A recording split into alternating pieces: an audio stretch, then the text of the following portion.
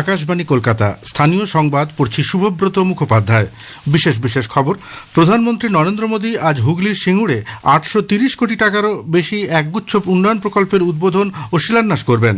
তিনি গতকাল দেশের প্রথম বন্দে ভারত স্লিপার ট্রেনের সূচনার পাশাপাশি 4টি নতুন অমৃত ভারত এক্সপ্রেস ট্রেনেরও সূচনা করেন।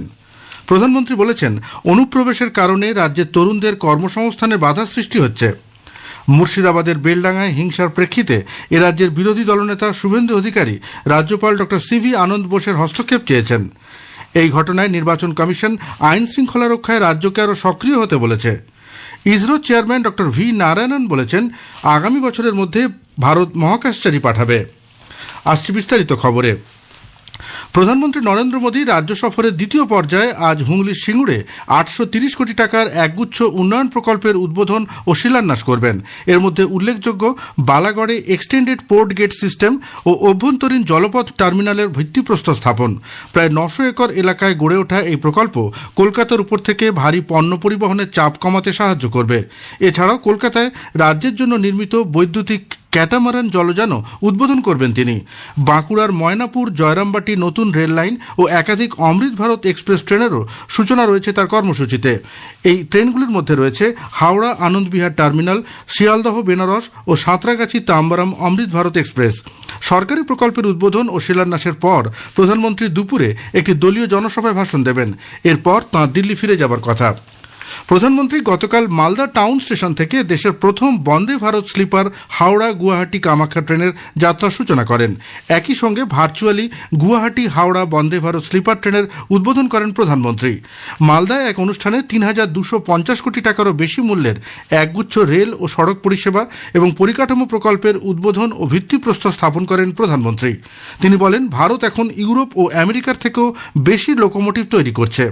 শ্রী মোদী ভার্চুয়ালি 4টি অমৃত ভারত এক্সপ্রেস ট্রেনের যাত্রারও সূচনা করেন। পাশাপাশি উন্নত এলএইচপি কোচের রাধিকাপুর এসএমভিটি বেঙ্গালুরু এবং বালুরঘাট এসএমভিটি বেঙ্গালুরু দূরপাল্লার ট্রেন পরিষেবার সূচনা করেন তিনি এ রাজ্যের রেল রক্ষণাবেক্ষণের আধুনিকীকরণ সংক্রান্ত 4টি গুরুত্বপূর্ণ রেল প্রকল্পেরও শিলান্যাস করেন। রাজ্যে তৃণমূল কংগ্রেস সরকারকে নির্মম বলে অভিহিত করে তাদের অবিলম্বে বাংলা থেকে হটানোর আহ্বান জানিয়েছেন বরিষ্ঠ বিজেপি নেতা তথা প্রধানমন্ত্রী নরেন্দ্র মোদী। গতকাল মালদায় এক জনসভায় ভাষণে তিনি বলেন, এই রাজ্যে সবথেকে বড় সমস্যা হলো অনুপ্রবেশের। এই কারণে রাজ্যের তরুণদের কর্মসংস্থানের ব্যাঘাত ঘটছে বলে তিনি মন্তব্য করেন। না फैक्ट्रियां लग रही है, न किसानों को कोई सुविधा मिल रही है। मालदा मुर्शिदाबाद से नौजवानों को रोजी रोटी के लिए पलायन करना पड़ता है। यहाँ रेशम किसानों की सूद लेने वाला कोई नहीं है। ये इसलिए हुआ क्योंकि टीएमसी सरकार ने यहाँ आम से जुड़े उद्योग बढ़ाने के लिए ठीक से काम नहीं किया। প্রধানমন্ত্রী তাঁর ভাষণে বলেন, কেন্দ্রীয় সরকার রাজ্যের মানুষের জন্য নানা প্রকল্প চালু করলেও এ রাজ্যে মমতা ব্যানার্জির সরকার সেগুলি রূপায়ণে বাধা দিচ্ছে। কোনো প্রকল্পই এখানে রূপায়িত হয় না বলে তিনি মন্তব্য করেন। এ প্রসঙ্গে তিনি সাম্প্রতিক সিএজি রিপোর্ট উল্লেখ করে জানান কিভাবে বন্যাত্রাণে আসা টাকা লুট করা হয়েছে। गंगा जी और फुलहर नदियों के कटाव के कारण हर साल सैकड़ों घर नदी में समा जाते हैं।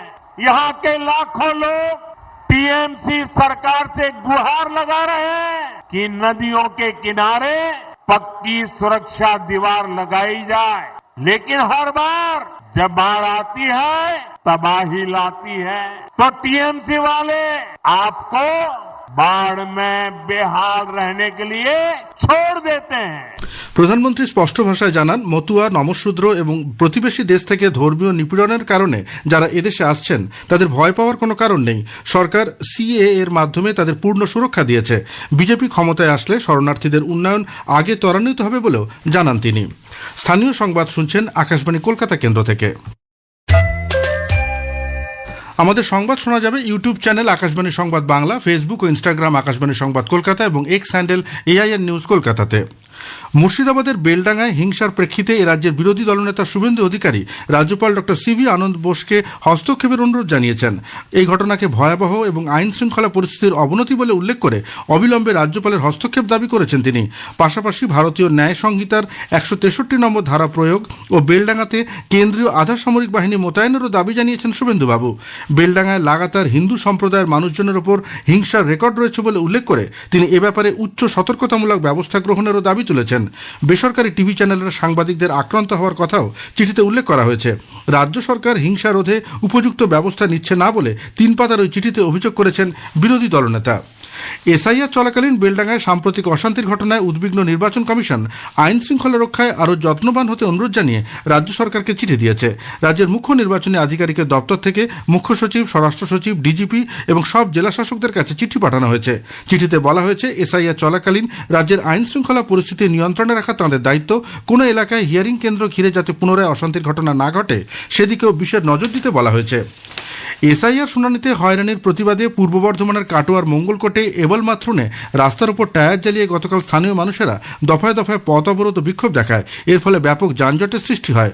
অন্যদিকে কালনা মহকুমা শাসকের দপ্তরে 7 নম্বর ফর্ম জমা দিতে এসেও তা দিতে না পারার অভিযোগ করেছে বিজেপি নেতাকর্মীরা। এদিকে বাঁকুড়ায় এসআইআর এর অভিযোগ জানানোর 7 নম্বর ফর্ম জমা দেবার শেষ তারিখ আগামীকাল পর্যন্ত বাড়ানো হলেও গতকাল তা না নেওয়ায় জেলা প্রশাসনের বিরুদ্ধে অভিযোগ করেছে বিজেপি। এসআইআর পর্বে ফর্ম 7 জমা ও যাচাই প্রক্রিয়া নিয়ে তৈরি হওয়া বিতর্কের মধ্যেই নির্বাচন কমিশন এ বিষয়ে স্পষ্ট ব্যাখ্যা দিয়েছে।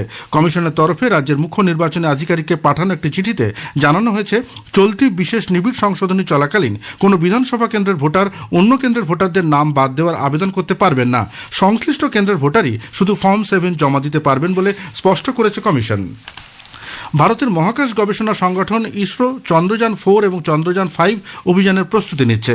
কলকাতায় গতকাল আইআইটি খড়গপুরের উদ্যোগে ইম্প্যাক্ট রাইস 2026 কনক্লেভ অনুষ্ঠানে ISRO chairman doctor V Narayanan বলেছেন, ইসরো মঙ্গল অভিযানের জন্য মার্স ল্যান্ডার মিশনেরও প্রস্তুতি নিচ্ছে। পাশাপাশি চলতি বছরে অথবা আগামী বছরে মহাকাশে মহাকাশচারীদের পাঠানো হবে বলে সিদ্ধান্ত নেওয়া হয়েছে। এছাড়া আগামী 2-3 বছরে মহাকাশে পাঠানো স্যাটেলাইটের সংখ্যা আরও 3 গুণ করা হবে বলে ডক্টর নারায়ণন জানিয়েছেন। সাংবাদিকদের এক প্রশ্নের উত্তরে তিনি বলেন, পিএসএলভির ব্যর্থতার কারণ তারা খতিয়ে দেখছেন। জলপাইগুড়িতে গতকাল হাইকোর্টের স্থায়ী সার্কিট বেঞ্চের উদ্বোধন হয়েছে। ভারতের প্রধান বিচারপতি সূর্যকান্ত ছাড়াও উপস্থিত ছিলেন কলকাতা হাইকোর্টের প্রধান বিচারপতি সুজয় পাল, কেন্দ্রীয় আইনমন্ত্রী অর্জুন রাম মেঘওয়াল, রাজ্যের মুখ্যমন্ত্রী মমতা ব্যানার্জি, কলকাতা হাইকোর্টের বিশিষ্ট বিচারপতিরা। সাংবাদিকদের কাছে কেন্দ্রীয় আইনমন্ত্রী জানান, বিচার ব্যবস্থাকে আরও বেশি করে সাধারণ মানুষের দোরগোড়ায় পৌঁছে দিতে কলকাতা হাইকোর্টের সার্কিট বেঞ্চ জলপাইগুড়িতে চালু হওয়া অত্যন্ত গুরুত্বপূর্ণ পদক্ষেপ। জীবজন্তুদের মধ্যে নিপা ভাইরাস সংক্রমণ রুখতে আলিপুর চিড়িয়াখানা কর্তৃপক্ষ সব ধরনের সতর্কতামূলক ব্যবস্থা গ্রহণ করেছে। চিড়িয়াখানার ভিতরে ও বাইরে থাকা সব পশু পাখির খাঁচা দিনে 2 বার করে পরিষ্কার ও হাইপোক্লোরাইড রাসায়নিক দিয়ে জীবাণুমুক্ত করা হচ্ছে। দর্শনার্থীদের চলাচলের সব রাস্তা, বসার জায়গা প্রতিদিন স্যানিটাইজ করার সিদ্ধান্ত নিয়েছে চিড়িয়াখানা কর্তৃপক্ষ। এছাড়াও পশুর খাঁচায় প্রবেশকারী সকল কর্মীকে মাস্ক ও গ্লাভস পরা বাধ্যতামূলক করা হয়েছে। মেরামতি ও রক্ষণাবেক্ষণের জন্য আজ ভোর 5টা থেকে দুপুর 1টা পর্যন্ত বিদ্যাসাগর সেতু পুরোপুরি বন্ধ থাকছে। Hooghly river bridge commissioner HRBC সেতুর কেবল এবং বিয়ারিং এর রক্ষণাবেক্ষণের কাজের জন্য এই সেতু দিয়ে সমস্ত রকমের যান চলাচল বন্ধ রাখছে বলে প্রশাসন জানিয়েছে। কসবা থানা এলাকায় গতকাল বিকেলে একটি বাড়ির একতলায় বিস্ফোরণে ঘরের জানলার সব কাঁচ ভেঙে যায়। আহত হন রঞ্জিত মণ্ডল নামে এক ব্যক্তি। রঞ্জিত বাবু স্ত্রী জানান, ইউটিউব দেখে বাজি তৈরি করার সময় এই ঘটনা ঘটে। কসবা থানার পুলিশ ঘটনাস্থলে পৌঁছে কয়েকটি তুবড়ির খোল উদ্ধার করে। পুলিশ তদন্ত করছে। সারা রাজ্যেই আগামী 2 দিন শীতের আমেজ অব্যাহত থাকবে। শুষ্ক আবহাওয়া আগামী 7 দিনই রাজ্য জুড়েই বজায় থাকবে বলে আলিপুর আবহাওয়া দপ্তর জানিয়েছে। তবে মঙ্গলবার থেকে সর্বনিম্ন তাপমাত্রা 2 থেকে 3 ডিগ্রি পর্যন্ত বাড়তে পারে। হুগলির চুঁচুড়ার সুড়িপাড়া ব্যায়াম সমিতির উদ্যোগে গতকাল আমন্ত্রণমূলক এক দেহসৌষ্ঠব প্রতিযোগিতার আয়োজন করা হয়। 5টি ওজন বিভাগে প্রায় 200 প্রতিযোগী এতে অংশ নেন। হাওড়ার অভিজিৎ মণ্ডল প্রতিযোগিতার সেরা নির্বাচিত হন। শেষ করার আগে স্থানীয় সংবাদের বিশেষ কিছু অংশ আরও একবার। প্রধানমন্ত্রী নরেন্দ্র মোদী আজ হুগলির সিঙ্গুরে 830 কোটি টাকার একগুচ্ছ উন্নয়ন প্রকল্পের উদ্বোধন ও শিলান্যাস করবেন। তিনি গতকাল দেশের প্রথম বন্দে ভারত স্লিপার ট্রেনের সূচনার পাশাপাশি 4টি নতুন অমৃত ভারত এক্সপ্রেস ট্রেনেরও সূচনা করেন। প্রধানমন্ত্রী বলেছেন, অনুপ্রবেশের কারণে রাজ্যের তরুণদের কর্মসংস্থানে বাধা সৃষ্টি হচ্ছে। মুর্শিদাবাদের বেলডাঙ্গায় হিংসার প্রেক্ষিতে এরাজ্যের বিরোধী দলনেতা শুভেন্দু অধিকারী রাজ্যপাল ডক্টর সিভি আনন্দ বোসের হস্তক্ষেপ চেয়েছেন। এই ঘটনায় নির্বাচন কমিশন আইন শৃঙ্খলা রক্ষায় রাজ্যকে আরও সক্রিয় হতে বলেছে। স্থানীয় সংবাদ শেষ হলো।